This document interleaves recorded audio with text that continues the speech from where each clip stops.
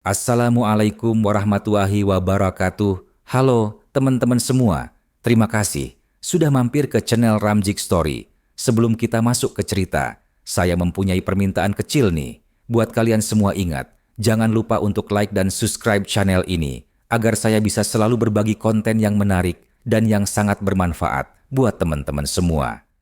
Bagi yang like dan subscribe, saya doakan semoga kalian panjang umur, banyak rejeki, diberikan kesehatan, dan dimudahkan hajatnya dunia dan akhirat. Amin. Allahumma amin. Oke, langsung saja. Kita ke cerita yang sangat menarik dan membuat iman kita semakin kuat. Wira membuka matanya perlahan. Udara dingin menusuk kulitnya, menghembuskan embun halus di sela-sela ranting pohon yang berselimut salju. Di lereng Gunung Jayawijaya, salju turun tanpa henti, menutupi pepohonan dan batu-batu besar. Rumah kecil dari kayu dan daun tempatnya tinggal bersama nenek tua menjadi satu-satunya tempat hangat di dunia yang keras ini. Sejak kecil, Wira hidup dalam kekurangan yang mendalam.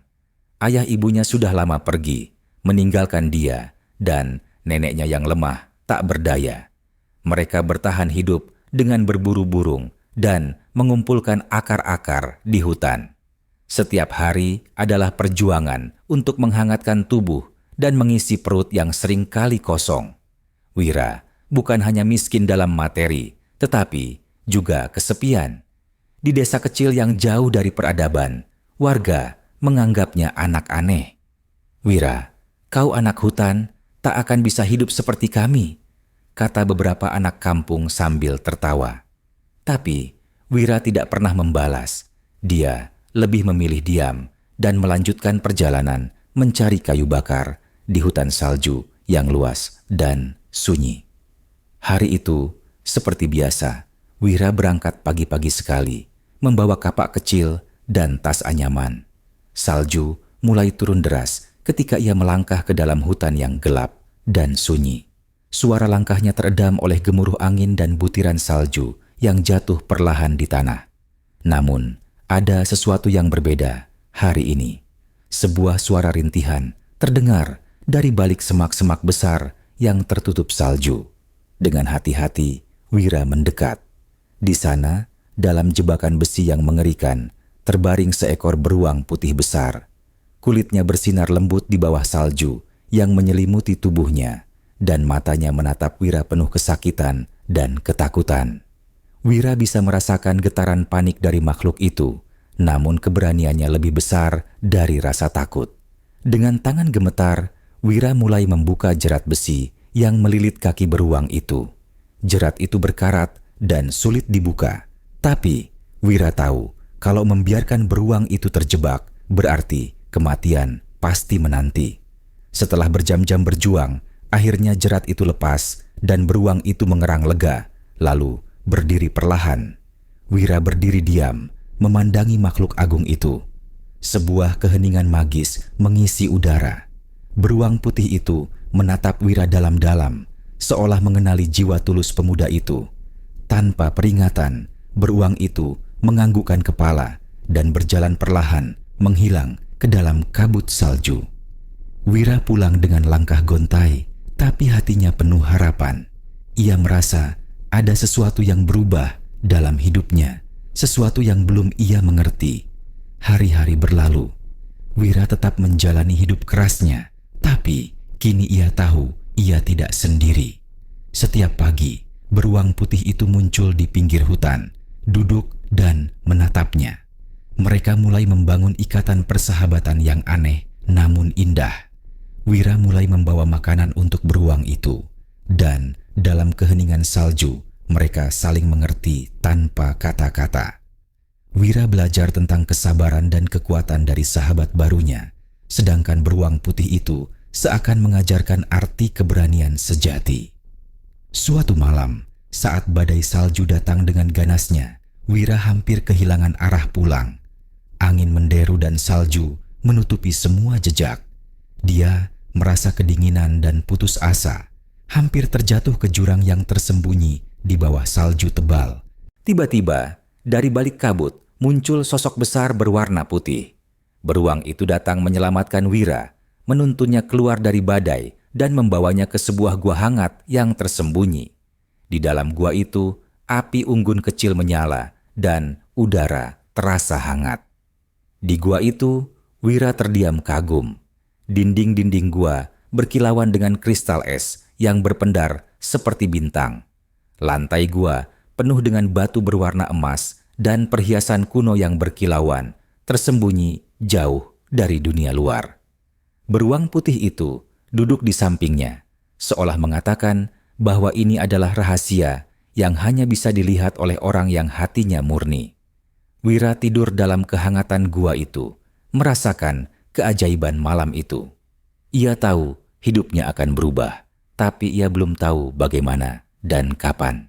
Kabut pagi masih menggantung rendah di lereng Gunung Jayawijaya ketika Wira terbangun di dalam gua. Api unggun kecil yang semalam menyelamatkan nyawanya kini tinggal bara merah redup.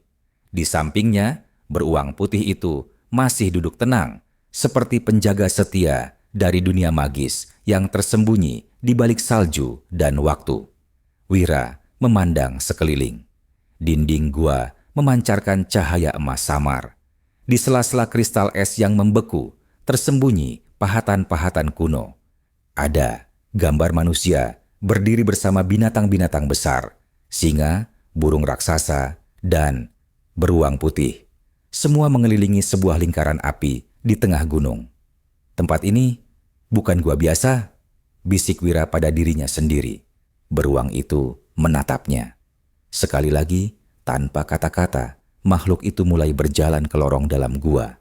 Tanpa ragu, Wira mengikuti. Semakin dalam mereka melangkah, hawa dingin berubah menjadi hangat. Suara air mengalir, samar tapi nyata. Lalu mereka sampai di sebuah ruang besar di perut gunung.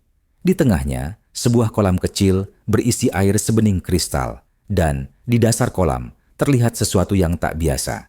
Sebuah tombak emas, berkilau, berdiri tegak, seolah menusuk bumi dari zaman kuno. Wira mendekat.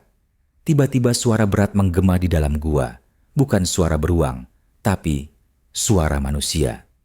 Wahai pewaris langit yang terpilih, ujianmu belum dimulai. Jika kau ingin membawa cahaya ke lembah ini, kau harus melewati 3 tantangan: keberanian, kejujuran, dan pengorbanan.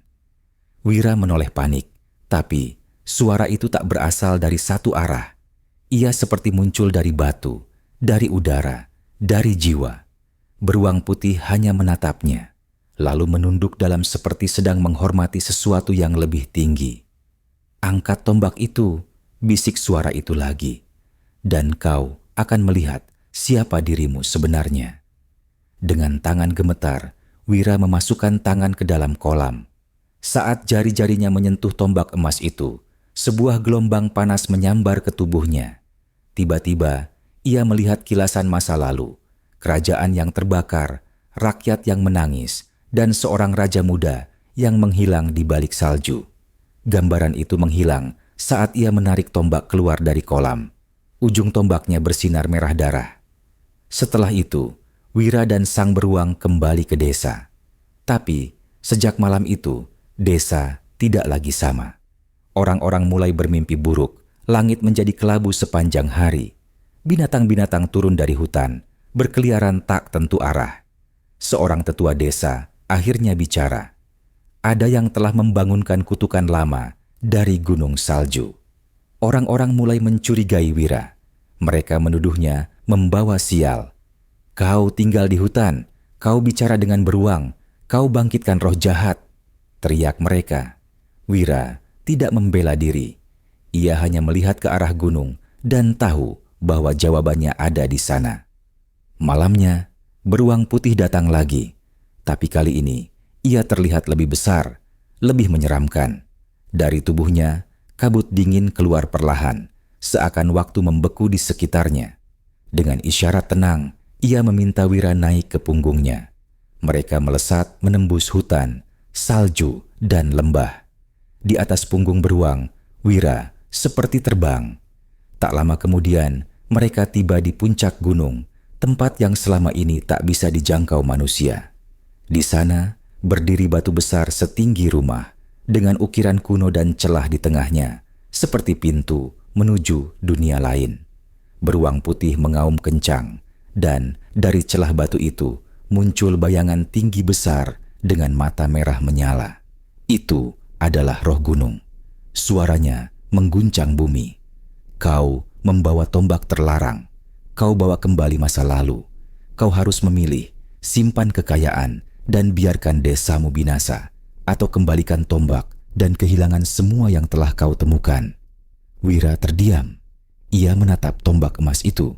Dengan tombak ini, ia bisa menjadi raja, bisa mengangkat dirinya dari kemiskinan, bisa membuktikan bahwa ia bukan orang kecil.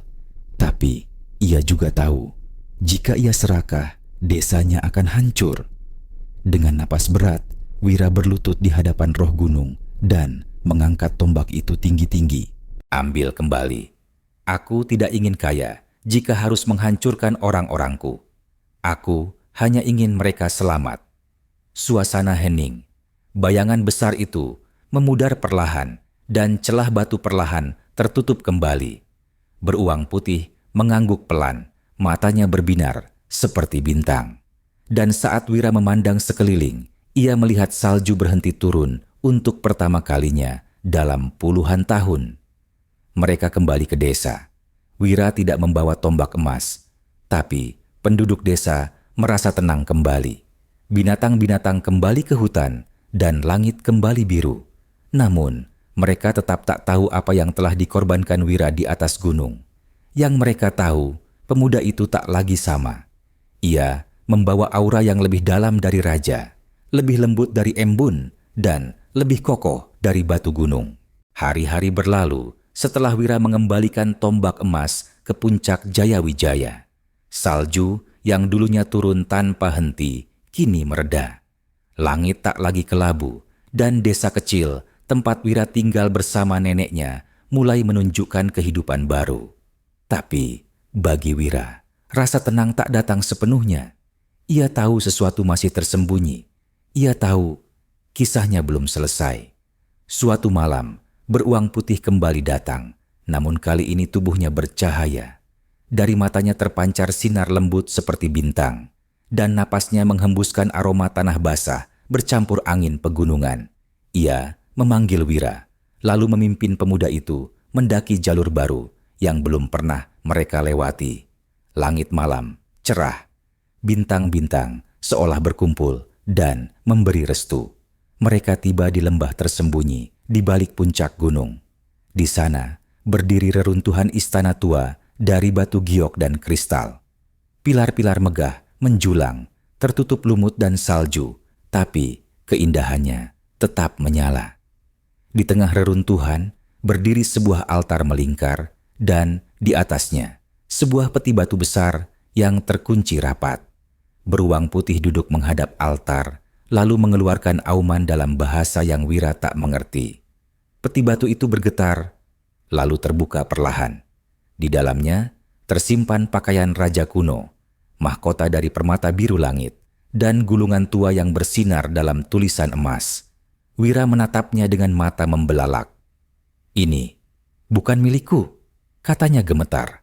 Tapi suara angin menjawab, lembut namun tegas. "Kau adalah pewaris terakhir. Leluhurmu adalah penjaga istana salju, raja yang hilang dari waktu. Kau adalah darah terakhir dari pemimpin yang menghilang saat perang menghancurkan lembah ini. Kau adalah yang dinubuatkan akan membangkitkan negeri yang tertidur." Beruang putih berdiri, mendekat, dan dengan hidungnya menyentuh dada Wira. Seketika tubuh Wira bersinar. Ingatan lama mengalir deras. Ia melihat ayahnya muda, berjuang di perang besar. Ibunya melindunginya dengan nyawa. Mereka menitipkan Wira kepada seorang nenek di desa miskin sebelum menghilang dalam salju. Semua masuk akal sekarang. Wira bukan sekadar pemuda miskin. Ia adalah pewaris negeri yang hancur. Ia dipilih bukan karena kekuatannya, tapi karena hatinya. Pakaian raja itu kini melekat di tubuh Wira. Ia berdiri di altar batu, dan dari langit turun cahaya berbentuk pusaran. Para roh leluhur keluar dari pepohonan dan salju, menyaksikan kebangkitan pewaris sejati. Beruang putih melangkah pelan, lalu duduk di samping Wira seperti pelayan setia. Dengan suara bergetar, Wira berkata, "Aku tidak akan mengambil kekayaan ini untuk diriku sendiri, tapi aku akan menggunakannya untuk membangun kembali tanah ini, agar tak ada lagi yang kelaparan. Tak ada lagi anak seperti aku, yang dibuang dan dihina hanya karena miskin." Langit bergemuruh pelan, bukan marah, tapi setuju. Keesokan harinya, Wira kembali ke desa. Tapi kali ini, ia datang bukan sebagai pemuda miskin. Ia membawa karung-karung berisi emas dan permata. Penduduk desa menyambut dengan mata terbelalak. Mereka bersujud. Tapi Wira mengangkat mereka satu persatu. "Aku bukan raja yang ingin disembah. Aku hanya Wira, anak pegunungan yang ingin desanya hidup sejahtera." Dari harta kerajaan yang ia temukan, Wira membangun rumah-rumah kayu baru yang hangat, sekolah untuk anak-anak, ladang pangan yang dilengkapi sistem air dari pegunungan, dan rumah perawatan untuk orang tua dan sakit. Ia bahkan membuat satu taman besar, dan di tengah taman itu dibangun patung beruang putih berdiri gagah sebagai simbol persahabatan yang mengubah segalanya. Tahun demi tahun berlalu, desa kecil itu menjadi pusat kehidupan baru. Orang-orang dari lembah lain datang belajar. Hutan-hutan tetap lestari karena Wira mengajarkan bahwa kekayaan tak boleh merusak alam.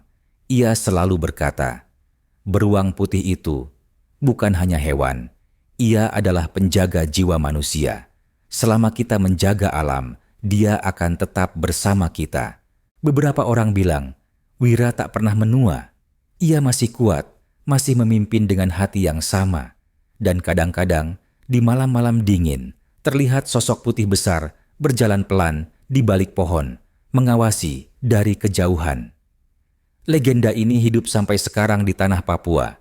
Orang tua akan berkata pada anak-anaknya, "Jika kau tulus, jika kau berani, dan jika kau menjaga alam dengan hatimu, beruang putih dari salju Jayawijaya akan datang padamu, dan dia akan menunjukkan jalan menuju takdirmu." Tamat.